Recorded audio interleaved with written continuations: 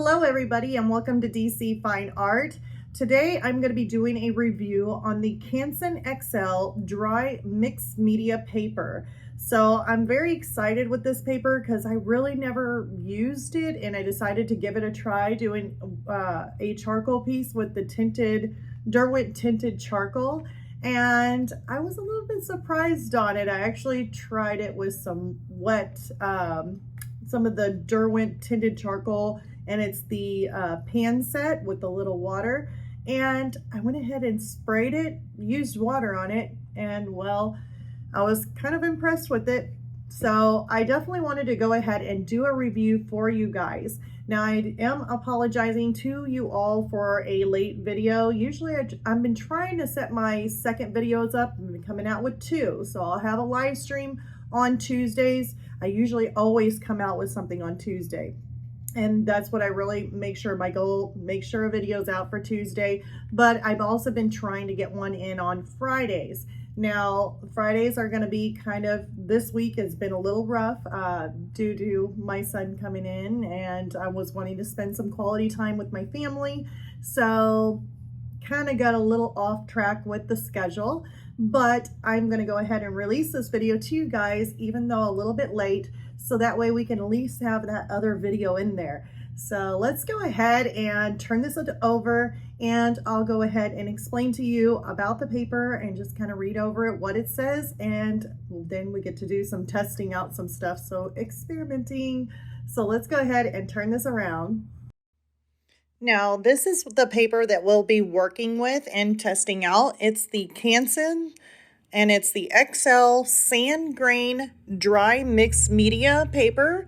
The paper that I'm working with is an 11 by 14 inch. It is 98 pounds, and there is 40 sheets in this pad of paper that I will be working with. All right, so we are going to be testing out the Canson dry mixed media paper. And so inside, this one here is actually the 11 by 14 that I have. And basically when you open it up, it's got a nice little open bind here to where you can actually flip it open, and you can actually set it open without having anything like the actual cover stuck to the front. So that makes it super nice and easier to tear out too. Whenever you want to tear out your individual pieces, it's got that glue binder right there. So what I'm going to do for my test is I'm going to go ahead and take one sheet out. So I'm just going to go ahead and pull that sheet just like that, straight out, really easily. And I'm going to put that down on my board. Let's get rid of the paper. And set that to the side somewhere where it doesn't get bent up. Sorry about that. All right, and so now I'm just going to tape it down on all four sides. And I know I'm using a small, thinner tape. I'm just kind of going through this. So I'm going to tape that side. Probably going to tape it twice just to make sure it is completely taped down and no moisture gets on the other side. Especially whenever you're going to end up wetting something, like wetting the paper. And I know it said for dry, but we are going to be testing it out with wet. Now, have I already done this before? I have, and I was experimenting on my actual charcoal drawing, and I was really impressed. So I'm going to try it again with you guys so we can see together.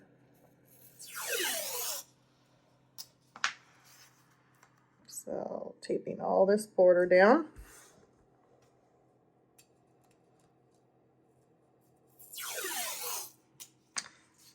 Kind of using up this tape anyway because I bought a smaller, I actually have probably like a 1-inch tape, I think it is, and this one here is like a 3/4 or something. So I really like the 1-inch tape better, and it is an acid-free tape. Okay, let's go ahead and get it taped down one more time on this side and we should be done. But first, we're going to also kind of look at some other things too. Like I got some charcoal powder we can try this with, just to kind of see how it blends. Okay, hopefully I got that sealed up really good, at least good enough to where moisture doesn't try and get in between the tape and the paper. Because that was really the only thing that I seen that it kind of bubbled on the edge here, was right on the edge of the tape and the paper where it overlaps right there. It kind of bubbled a little bit on it, but the whole like picture like that's exposed here, whenever I blow dried it, it actually went flat. So we'll just see how it goes. So the first thing I want to do, I know I will be wetting this a lot, but we're going to actually go with some dry charcoal powder just to kind of see how it blends. Hopefully I don't make too much of a mess with this. This stuff does get a little messy. And I'm going to use my soft tool.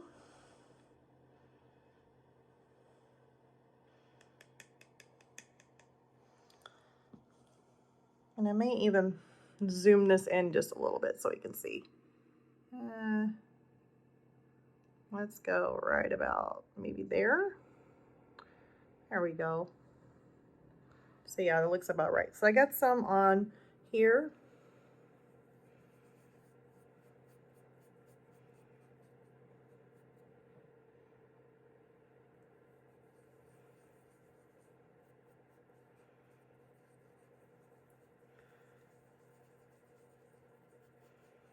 Now the only thing that I can see is that there's still like, you get a lot of dust still when using this with the soft tool. I know for sure. And I'm not actually making a picture or anything. I'm just blending in some really weird, probably really weird ways. But what I'm doing is just experimenting with the paper. So that's how it looks with the soft tool. Now if I come in and you got a lot of extra here, so I'm going to come in and just blend it with my finger.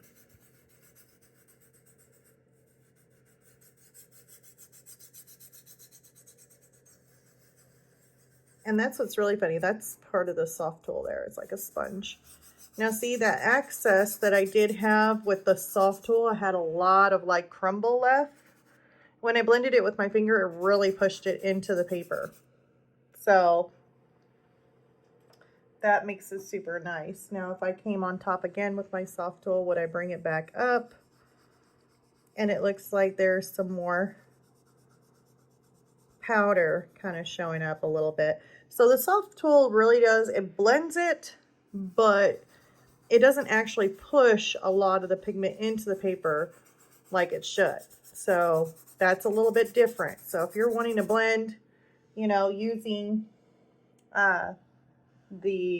your finger, let's try a little blending stump and see if that doesn't work a little bit better.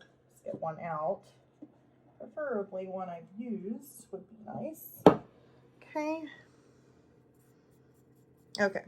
And so what I'm going to do is I'm still going to take my soft tool and I'm going to dip it in this charcoal powder. Let's do it like right in here. Got a whole bunch out. I kind of scooped it, but see, it does color it, but it leaves a lot of pigment still, like loose pigment. Now, of course, we know using my finger does push it down to the paper, but let's try using our blending stuff.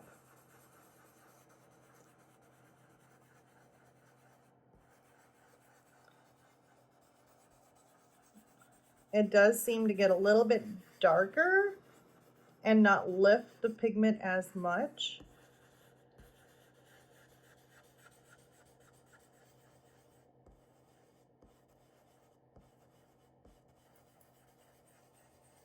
So it really pushes it down into the paper a lot better than the soft tool would.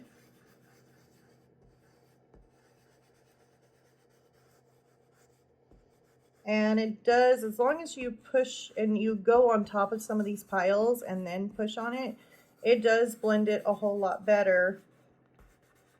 Feels like there's a bump underneath there. I think I got some eraser underneath my paper there. Oops. So a blending stump does a lot better too with pushing down your pigment into your paper.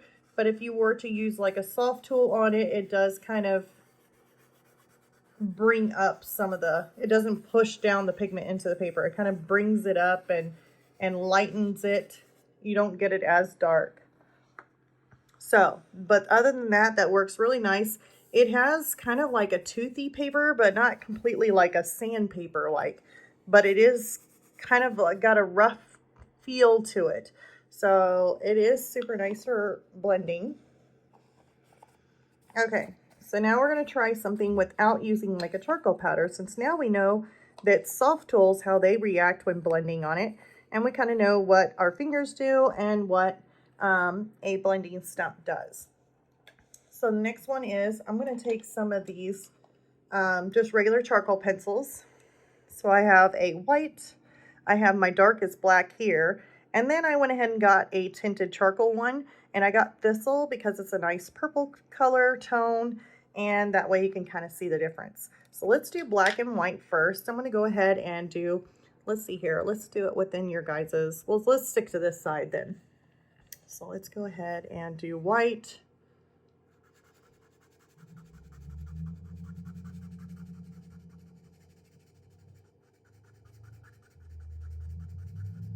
Okay, so there's your white. Let me see with my finger on blending. So see, it still pushes it down, but it kind of takes it away still with your finger. And it doesn't leave any residue whenever you do that with your finger. It still blends though. But if we take it, let's use our soft tool.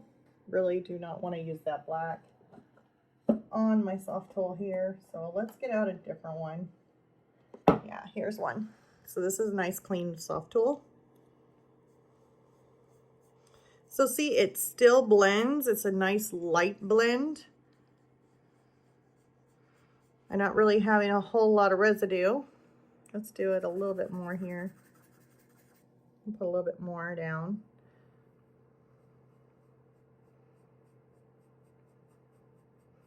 But it still kind of takes it away. So it still blends. Now let's try our white and try our blending stump that usually likes to keep a lot of the pigment on the paper. Hopefully this does not turn green. I don't think it should, but you never know.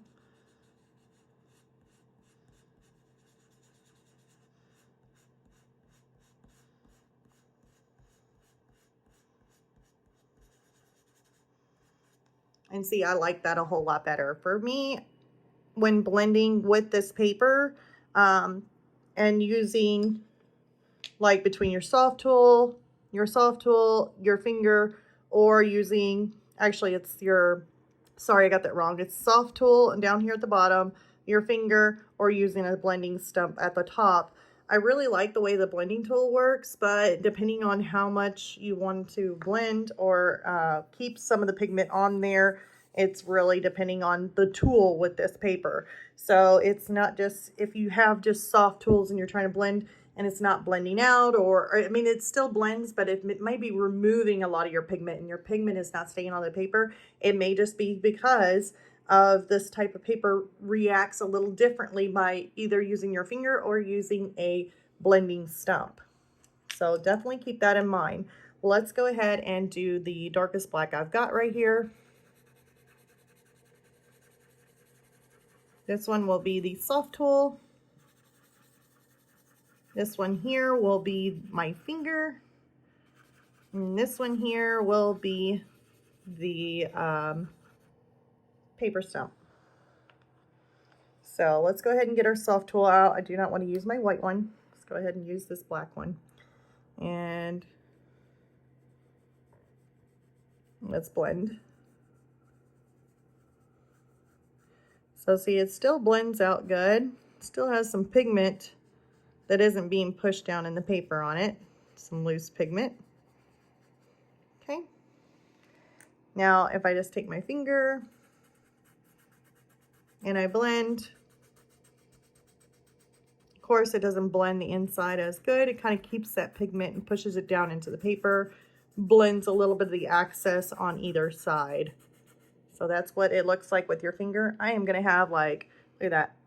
My hands are always dirty. So if you guys always see me and I have like the most worst hands and fingernails, yeah, it's probably because I'm dipping them in stuff or putting them in just about everything you can think of when it comes to art. Okay, so here we go. I'm going to go ahead and use my blending stump with this.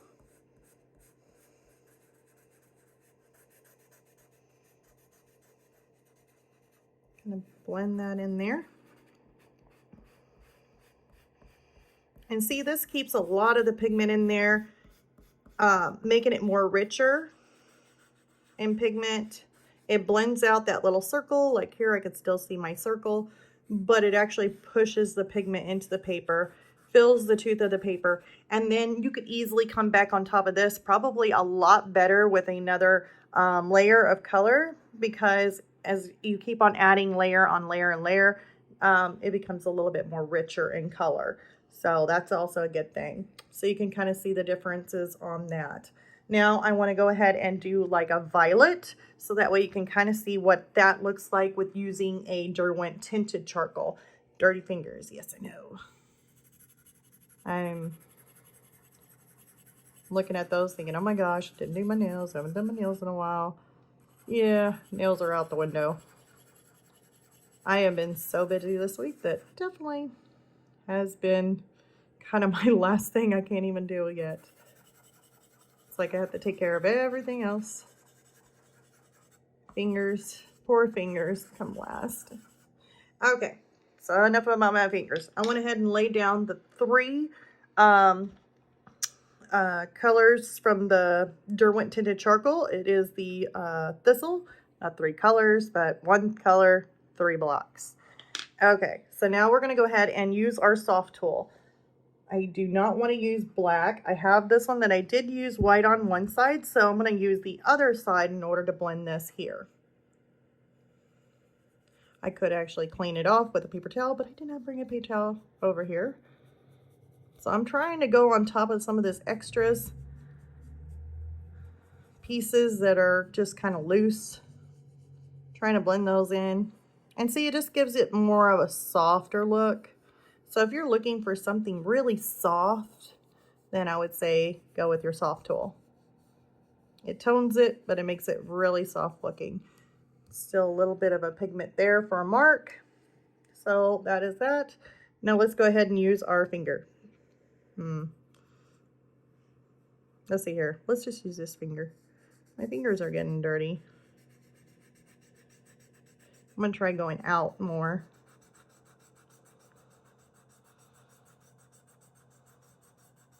So as using my finger, I am able to blend, of course, really good. It is a little bit more richer than using the soft tool because I'm able to push with my finger and push the pigment into the paper. So now let's go ahead and use our soft tool. Make sure you use this side. Trying to go on top of some of this pigment that's kind of just loose there, kind of pushing it down into the paper.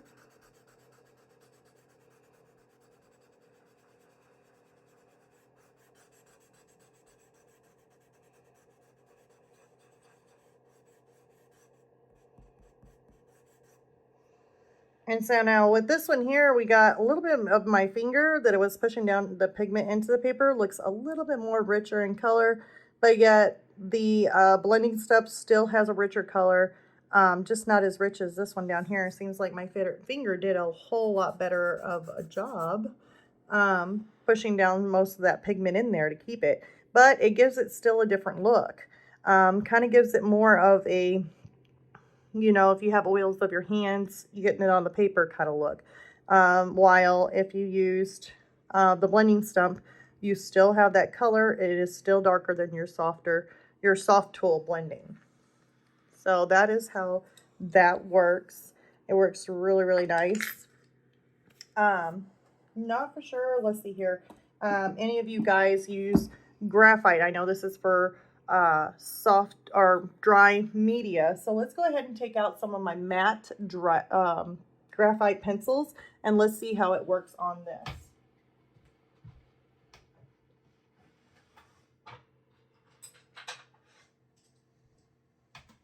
I don't need anything too extravagant for this, but let's just take a 10B of the matte. It is a darker pencil. So what I'm going to do is I'm just going to, now when I'm drawing on this with the graphite, the way it feels with the paper kind of feels like I'm trying to draw. If you guys have ever, I don't know if any of you guys ever used like the pastel matte by Clairefontaine. It kind of has that feel when you're drawing on it. It feels almost like weird, almost like plasticky kind of feel when you put a graphite pencil on top of this. It does feel like that. And I know I had that same kind of feeling when I used color pencil on the Clairefontaine paper. It made me feel like I was kind of like drawing on plastic kind of material. It was really kind of weird. It has the same kind of feeling with this also that I got from that. So I don't know if any of you guys have ever tried that. Maybe you understand where I'm coming from. If you haven't, it just feels kind of plasticky. It feels weird. So I'm going to take one side of this blending stuff that I haven't used. This is green. And we are going to blend. See how that blends. And yeah, it blends really good. So the graphite is really, and I know you guys are seeing this purple up here. I'm not touching that on the paper. I'm using the other side. And I can already tell that my, where I put my pigment down, that has blended out. So yeah, that blends really, really nicely with the blending stump. Let's come in here and use your finger, because sometimes we use our fingers to blend. I don't know, I usually use paper stumps. I mean, there could be some people that take their finger and just kind of blend the graphite out. So we'll just try that anyway, just to kind of see what we're doing here. So I'm going to take my next finger here, this clean. And yeah, I mean, we get a little bit of blending, but it's not much. But that's to be expected, I figured. So, but anyways, this really does good with graphite as far as blending goes. Does really, really well. So that is a plus for anybody who likes to do graphite. Just a reminder, it does feel different than working with paper. With graphite, it kind of feels kind of like that waxy or plasticky kind of feel underneath, but other than that, it really does a good job with blending. So that's awesome. So now we're going to go ahead and get to the fun part.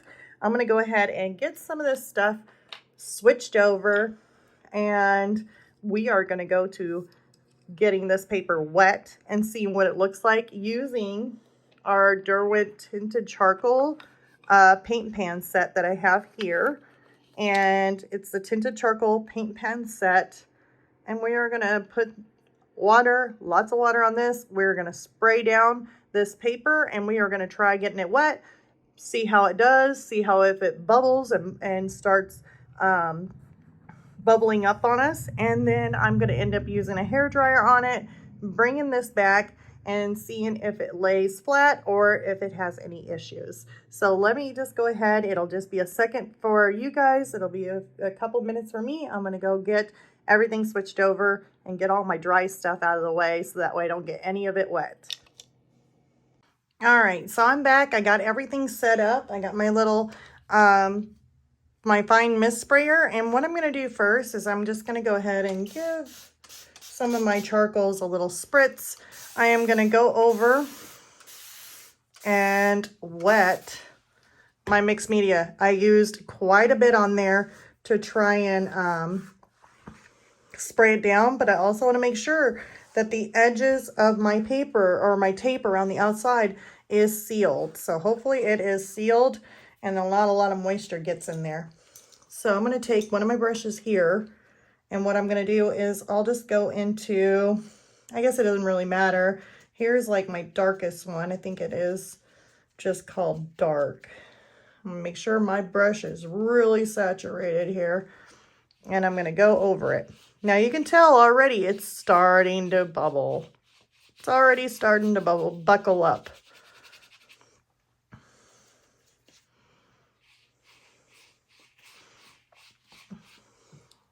And yeah, I am making a really wet on this paper. Let's see if we can't get more pigment down. I'm going to try rinsing my brush real quick, laying that down. Let's get a different brush here. And I know my brushes are pretty much like just generic brushes. There's nothing fancy about them, but that is fine. It's the way I like it. Oh, there we go. So this one here definitely gets a lot more pigment than the other brush. Yep. Now look at how much more pigment that has on it. Maybe it's because this area here might not be as wet, but let me try some of this other up here. Now, it's a brush. So if you're using like different brushes, like this one here is, I think it's called something touch. I think it's the fine touch. So that could be just a brush that I got from like Hobby Lobby. And this brush here is Robert Simmons Sapphire brush. It's a 1/4 inch brush. And that one there probably was one that I got from the Paletteful Pack box. So of course it's doing much better than the other. So yeah, I mean, brushes make a difference too when using like watercolor on which one holds more pigment. Now this one here is another generic brand. It is a Fumi brush that I got from Amazon. And I do like the Fumi brushes, especially for my acrylic paints. Like, I love them for my acrylics. They do really nice job. And looks to me like it does a pretty good job with the charcoal. We're gonna do a whole bunch of water. So yeah, Fumi brushes really do well. I think they're still holding quite a bit of moisture, quite a bit of water in the brush. And you can tell just how buckled that is. You see that? Look how buckled it is. Okay, so now that I've done that, I'm going to go ahead and take it over. And first I need to clean my brush, make sure all this pigment is out of it. I don't want to come back with a lighter color one day and all of a sudden black charcoal emerges from my brush. There we go. So those brushes did very well. At least you can tell that the Fumi and the Sapphire, Robert Simmons Sapphire brushes probably did the best with holding pigment. And now I'm going to go ahead and take this over. I'm going to make sure, see, we got some buckling underneath that tape too, but it seems to be holding pretty good. Right in that area seems a little questionable. Hopefully the water didn't get underneath there. But I'm going to go take this over. I'm going to go blow dry it real quick and we'll see what it looks like when I come back. So this will be just a second for you, be a couple minutes for me. All right, so here I am back again. So I went ahead and blow dried this, and as you can see, it is so much better. It's like, it kind of laid down flat a little bit, except for like right around this little bit edge, as you can see here. Like if you can see with the tape, let's see if I can't move this and not make a mess. Let's move this. Okay. So see right in this little edge right here, you got these little bubbles that are kind of waved out a little bit underneath this tape. That is really the only thing would be the waving right in there. But other than that, all this is, I mean, it pretty much laid back down. So it did a really good job with going back down. There's not a whole lot of buckling within like the actual paper in the center itself. And just right around wherever you tape the edge lines to your paper right in here, there will be a little bit of a kind of like a wave going on where it's taped, but it's not doing that in the center. So not too bad. And I mean, compared to some other watercolor papers I've seen them buckle. Some will lay completely flat and some, you know, have a little bit of something to it. But this here has actually done a really good job considering that it is for dry media, you know, for dry media. Now, you're probably thinking, okay, well, if I'm using charcoal or whatever it is, you know, what am I going to be doing that'll be all wet? And this is just to help you out if you guys were to do a background and you wanted to do the background with like a tinted water-soluble charcoal. And then the rest of your painting might be just charcoal. So, or your drawing might be just charcoal. So if you're wanting to do like a wet background, you know, this definitely helps to where you can actually do that. Now, would I use this for just plain out watercolor? Probably not, because you're going to have a lot of that buckle, which means whenever you're trying to use watercolor to try and create a nice flowy design or anything like that, you're going to have a lot of buckle, which may end up moving or shifting your colors or your watercolors in one area opposed to another area. So probably not good for using it with like a watercolor. But what this does help out is if you're wanting to do a charcoal piece and you're wanting to do a background and just get it filled in, that definitely helps to be able to use something like that. Now, and then as a first layer, and if you're wanting to go on top of it with like charcoal or anything like that, you could. Now, here's the thing, this is dry. So let's take my electric eraser and let's just see how it does with erasing. Can you erase through it? And here's the thing, it actually erases a little bit. Now, some of these darker tones, it doesn't erase as good. It does lighten it quite a bit here, but you're able to create some designs in there if needed. I think my battery is about ready to run out on this thing.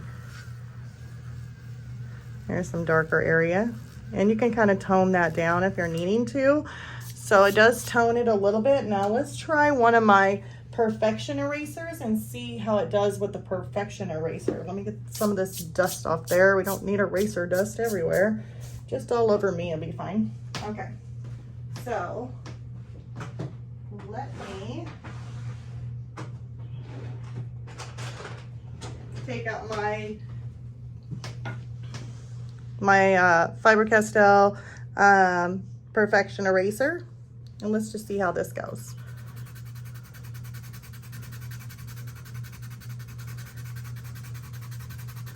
So, I mean, it still lightens it a little bit.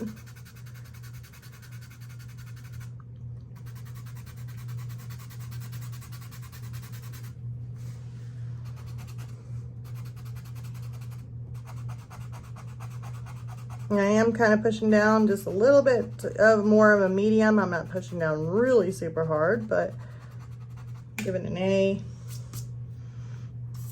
can use your little eraser thing.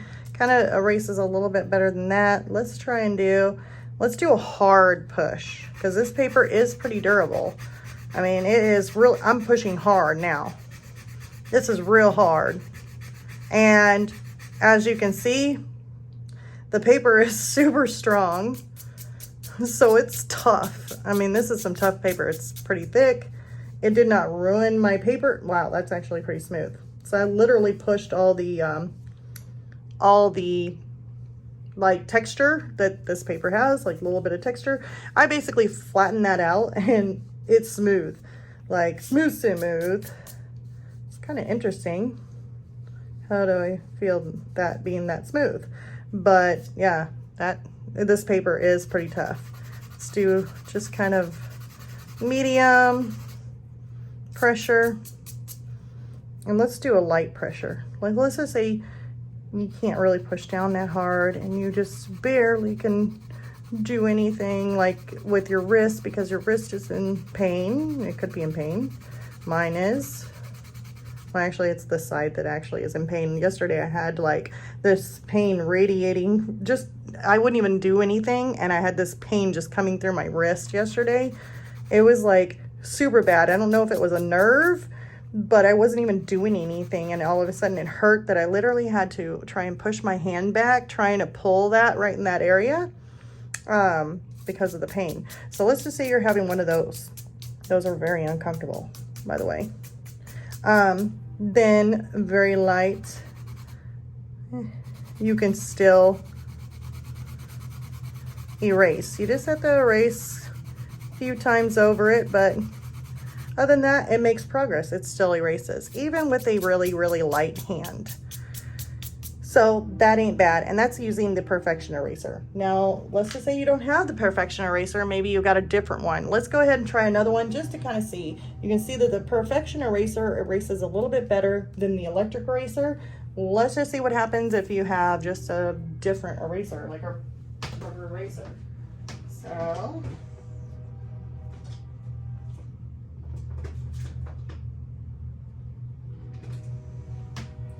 I don't know. We're just going to do just a couple little swipes. Here is another Faber Castell dust-free eraser.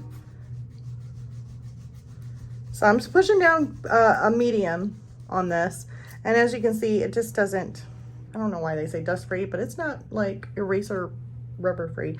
Okay, so it doesn't do as good as the Perfection. It's a big chunk there. Electric eraser still does better than this one. Let's try this one here. I do believe this is a Caran D'Ache, or it could be a Faber Castell. I think it's Caran D'Ache eraser.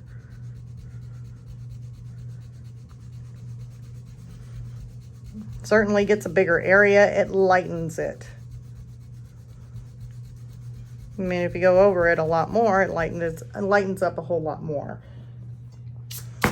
Still doesn't do as good as the Perfection eraser, but okay. And this one here is a Creatacolor monolith. I think that's how you pronounce it. Let's try it. Let's see here. Some of the darker area right here is pretty dark. I'm pushing down kind of a medium push here.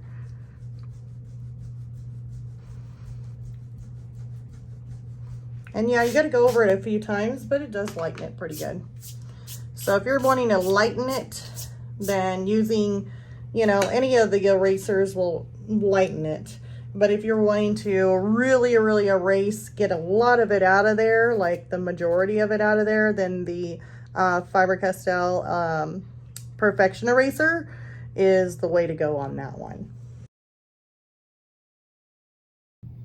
Thank you all for watching this video. If you could leave a like and subscribe, that would definitely help the channel out a lot. If you click the little bell for notifications, that way YouTube can remind you whenever I have another video coming out, just in case if I don't get that video out on Friday and it comes out on a Saturday, Sunday, you know, that random video, because I do post those random videos. Been aiming for Friday though, is usually my goal, but this time I was a little off because my son just came back. I haven't seen him in like 6 to 7 months. He's been off in the military and just now came back as a graduate.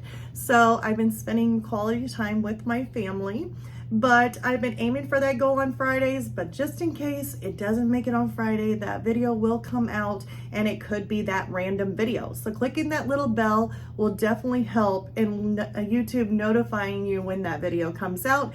But I do have a video, usually it's been a live stream, and it is a all seasons painting that I do a live stream on Tuesdays. So if you're wanting to drop on in, maybe ask some art questions, or if you're just wanting to chat along while I'm painting, you're more than welcome to join me on Tuesdays.